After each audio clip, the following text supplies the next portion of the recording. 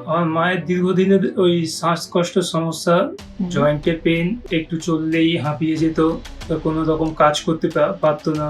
আমার মা 2 পা চলতে পারতো না। সেই মানে এত কষ্ট হতো। ন্যাচুরালবেদা হেলথ ওয়ার্ল্ডে আপনাদেরকে স্বাগত জানাই। আজকে আমাদের সাথে আছেন ইয়াসমিনা বেগম। ওনার ছেলে ওনাকে নিয়ে এসেছিলেন ডক্টর KM সাইফুল্লাহ স্যারের কাছে। আসুন জেনে নিই ওনার মাকে কি কষ্ট ছিল আর ট্রিটমেন্ট করার পর ওনার মা কেমন আছেন। আসসালামু আলাইকুম। ওয়ালাইকুম আসসালাম। বলুন। আপনার নাম কি? শেখ আসলাম আলী। কোথায় থেকে আসছেন? আমি মেটিয়াপুর গার্ডেন দি মহেশতলা থেকে আসছি। আচ্ছা, কি কষ্ট নিয়ে আসা হলো আপনার মাকে?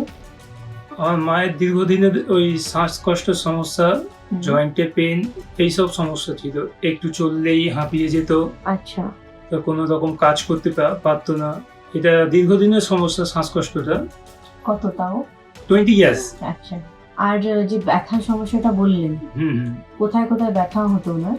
পায়ের জয়েন্টে, হুম। জয়েন্টের পেছনে, আচ্ছা মাঝে মধ্যে ফুলেও যেত। আচ্ছা, তো এই যে ব্যথা বেদনা ছিল বা শ্বাসের কষ্ট ছিল, সেটা জন্য কোনো অন্য জায়গায় চিকিৎসা করা হয়নি? বহু জায়গায় দেখিয়েছি, অনেক বড় বড় চেস্ট স্পেশালিস্টকে দেখানো হয়েছে, বিভিন্ন হসপিটালেও গেছে। নানান রকম ওষুধ, সাইড এফেক্ট। তার তো আমরা শেষমেশ এই ন্যাচারালবেদার খবর পেয়ে আচ্ছা ডক্টর KM সাইফুল্লাহর সঙ্গে যোগাযোগ করি। তো এখন আপাতত 8 মাস মতো কি তার থেকে কমই হবে। আচ্ছা, আমি মাকে দেখিয়ে ডক্টর সাইফুল্লাহর ওষুধ চালিয়ে মোটামুটি 90% আপনি ধরতে পারেন ভালো আছে আমার মা। খুব ভালো। মানে ব্যথার আগের মতন সেরকম না, হচ্ছে না? ব্যথাও নেই। শ্বাসকষ্টের যে সমস্যাটা, আচ্ছা, মানে কি আমার মা 2 পা চলতে পারতো না। সেই মানে এত কষ্ট হতো। তো আজকে মোটামুটি সব সমস্যাই সমাধান হয়েছে। আচ্ছা, আর একটু ডিটেলসে জানতে চাইবো হ্যাঁ, আপনার বলুন। থেকে। এই যে বললেন 20 বছর এই যে হুম। কষ্টটা আপনার মাকে দেখছিলেন, মাথায় কি কি চিন্তা বেদনা আসছিল?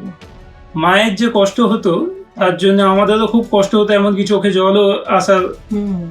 তো আজকে একটু রিল্যাক্স মনে হচ্ছে, একটু ভালো মনে হয়, নিজেরও ভালো লাগছে। খুব ভালো।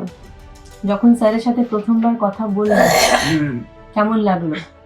খুবই ভালো লেগেছে। আর আমরা আশা নিয়ে এসেছিলাম, সেই আশাটা আমাদের পূর্ণ হয়েছে।